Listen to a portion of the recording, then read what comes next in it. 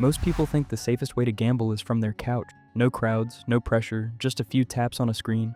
Online casinos even feel smarter now, recommending games you like, offering bonuses at the right time, making everything feel smooth and personalized. It sounds convenient, even harmless. But what if that same technology isn't just adapting to you, but quietly shaping how long you stay, how much you spend, and when you come back?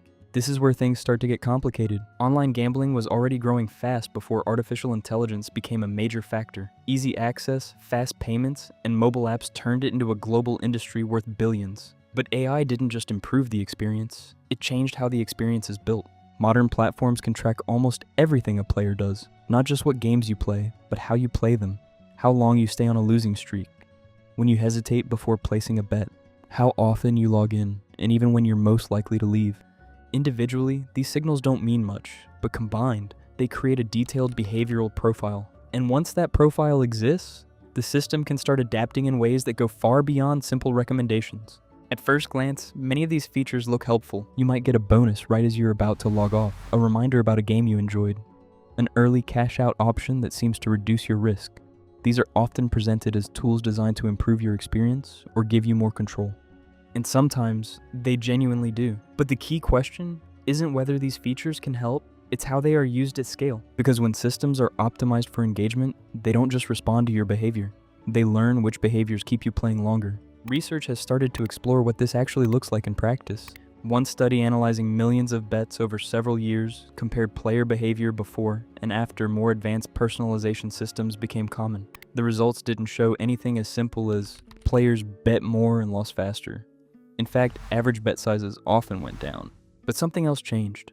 Players stayed longer. Their sessions became more frequent. Their behavior adjusted in subtle ways, smaller bets, more sustained play, and patterns that suggested reinforcement rather than randomness. In other words, the system wasn't pushing players to lose quickly. It was encouraging them to keep going. And from a business perspective, that distinction matters a lot. Casinos don't need players to lose everything in one session. They benefit more from consistent, repeated engagement over time. A player who stays longer, returns more often, and feels in control is far more valuable than one who burns out quickly. This is where AI becomes powerful, not because it cheats, but because it learns. It can identify when someone is about to quit and introduce a small incentive to keep them engaged. It can adjust the timing of bonuses to feel almost coincidental.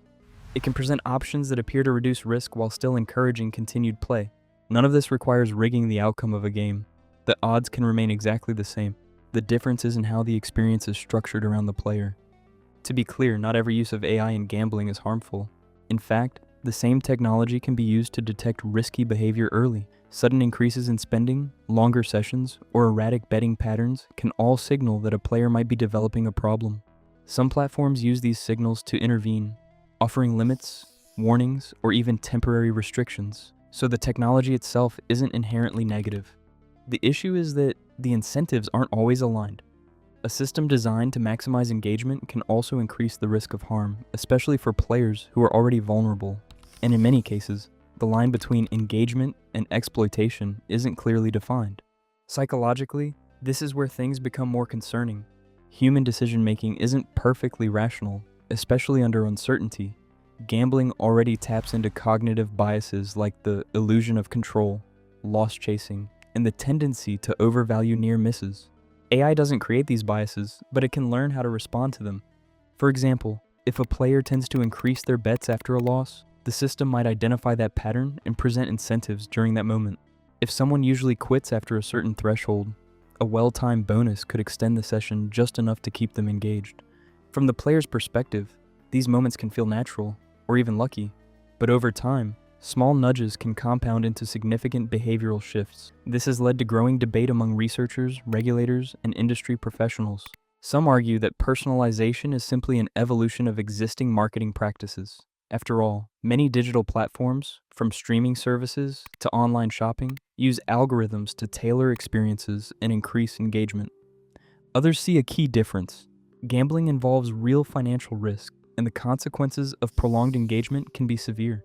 When personalization is applied in this context, the ethical stakes are higher, especially when players are not fully aware of how their behavior is being analyzed and influenced. Regulators are starting to pay closer attention, but the landscape is still evolving. In some regions, there are discussions about limiting or banning certain types of personalized promotions. The concern is that highly targeted incentives, especially those based on behavioral data, can blur the line between entertainment and manipulation. At the same time, enforcing these rules is difficult. Algorithms are complex, often proprietary, and constantly changing. Proving that a specific system is causing harm, rather than simply optimizing engagement, is not straightforward. And because the effects are gradual rather than immediate, they're harder to detect. Public opinion is also divided.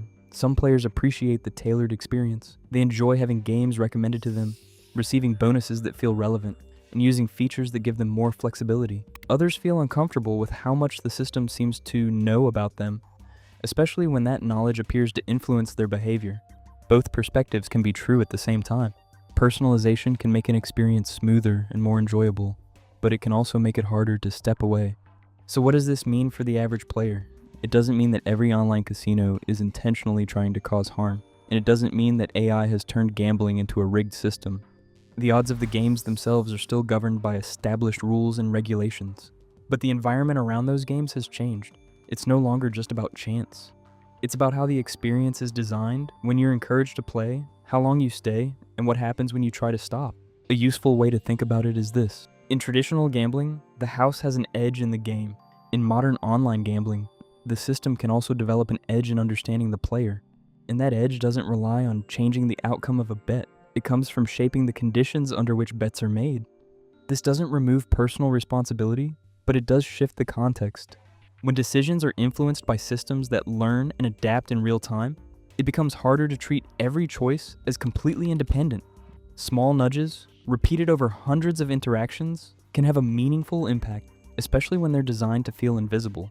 So the real question isn't whether AI is good or bad in online casinos. It's how it's used and where the limits should be. At what point does personalization stop being a feature and start becoming a risk? How transparent should these systems be?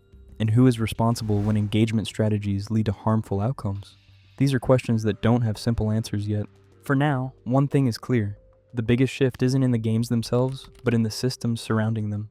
And understanding that shift might be the most important advantage a player can have. Because the challenge isn't just knowing the odds, it's knowing when the experience is quietly encouraging you to keep going, even when you are ready to stop.